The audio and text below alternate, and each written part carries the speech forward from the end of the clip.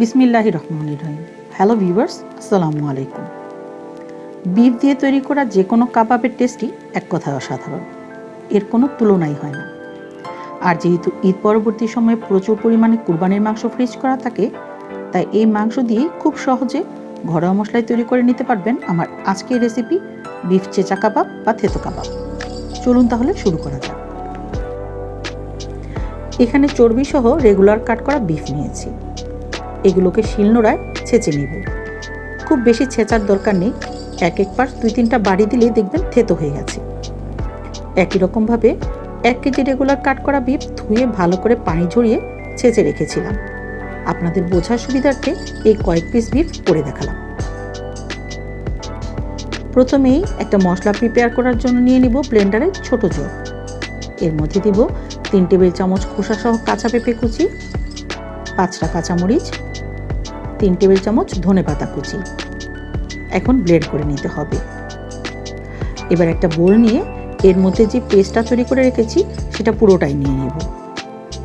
সাথে দিব 1.5 টেবিল চামচ আদা রসুন বাটা, 1 টেবিল চামচ লেবুর রস, 2 চা চামচ শুকনো মরিচের গুঁড়া, 1 চা চামচ গোলমরিচের গুঁড়া, 1 চা চামচ জিরা গুঁড়া, 2 চা চামচ ধনে গুঁড়া, 1 চা চামচ গরম মশলার গুঁড়া, 2 টেবিল চামচ বারবিকিউ সস, 4 টেবিল চামচ টক দই, 1.5 চা চামচ লবণ অথবা পরিমাণ মতো, 2 টেবিল চামচ বেসন।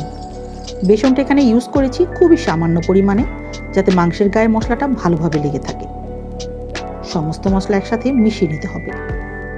এখন ছেঁচে নেওয়া বিফ মশলার মধ্যে দিয়ে খুব ভালোভাবে মাখিয়ে নিতে হবে।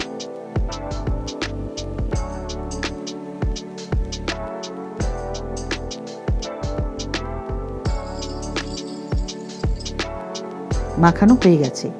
এখন 2 ঘন্টা মেরিনেশনের জন্য রেখে দিব। আপনাদের হাতে সময় থাকলে 5 থেকে 6 ঘন্টা মেরিনেট করে নিতে পারেন। চুলায় একটা ফ্রাইং প্যান মিডিয়াম হিটে বসিয়ে দিয়েছি। আর এর মধ্যে দিব 1.5 টেবিল চামচ পরিমাণ তেল। তেলটা পুরো প্যানে ছড়িয়ে দিতে হবে। তেলটা হালকা গরম হয়ে গিয়েছে। এখন এক এক করে মাংসের পিসগুলো ফ্রাইং প্যানের মধ্যে দিয়ে দিতে হবে। এই কাবাবগুলো ভাজার জন্য কিন্তু খুব বেশি তেলের দরকার পড়বে না, খুবই সামান্য তেল ইউজ করতে হবে, কারণ মাংসের সাথে যে চর্বি আছে সেটা থেকেও তেল বের হবে। একটা পাশ 6 থেকে 7 মিনিট মিডিয়াম হিটে ভেজে নেওয়ার পর দেখবেন খুবই সুন্দর একটা কালার চলে এসেছে।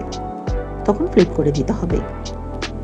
অপর পাশটাও ঠিক একইভাবে 6 থেকে 7 মিনিট ভেজে নিতে হবে।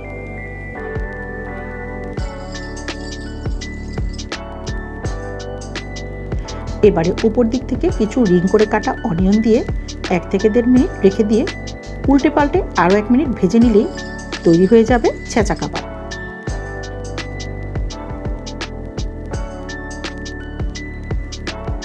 তো ভিউয়ার্স, দেখলেন তো কত সহজেই ঘরোয়া মশলায় তৈরি করে নিলাম অসাধারণ স্বাদের বিফ ছেঁচা কাবাব বা থেতো কাবাব। ঈদ পরবর্তী সময়ে বিফ দিয়ে তৈরি ভিন্ন ধরনের এই কাবাবের রেসিপিটি সহজেই তৈরি করে নিয়ে রুটি, পরোটা, লুচি অথবা ভাত বা পোলাওর সাথেও পরিবেশন করতে পারেন। রেসিপিটি ভালো লেগে থাকলে প্লিজ লাইক, কমেন্টস এবং শেয়ার করতে ভুলবেন না। আর সাবস্ক্রাইব করে মাহমুদাস কিচেনের সাথেই থাকবেন। পরবর্তী ভিডিও আসা পর্যন্ত সকলেই ভালো থাকবেন, সুস্থ থাকবেন। আল্লাহ হাফেজ।